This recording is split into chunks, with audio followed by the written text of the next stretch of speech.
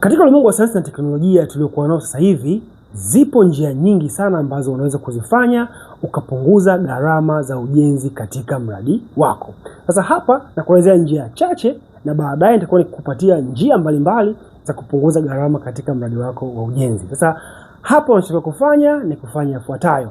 Moja, kabla ya kuanza kujenga lazima uwe na mpango kamili na sahihi wa ujenzi wako, na hii tunaita ni pre-construction design. Katika pre-construction design unafanya kitu gani? Unafanya mambo mawili. Jambo la kwanza, lazima uwe na design sahihi.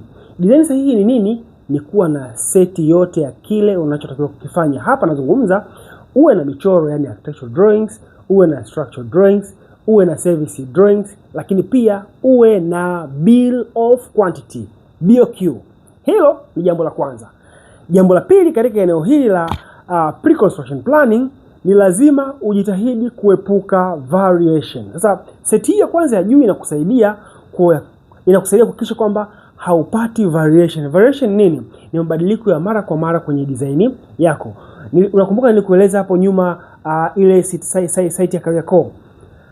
Watu wengi kwenye miradi yao wanajikuta wanarudia mchezo wa kujenga na kubomoa kwa sababu wanakuwa hawana documents zilizokamilika. Either wanakuwa na michoro ina section lakini section hazijakamilika, hazionyeshi taarifa zote zinazotakiwa kumuongoza fundi aweze kujenga vizuri.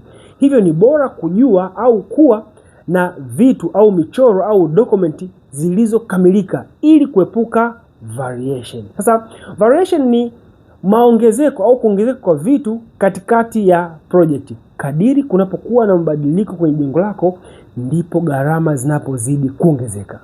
Hii mbinu itakusaidia kuhakikisha kwamba mradi wako unamalizika bila kuwa na gharama za ziada.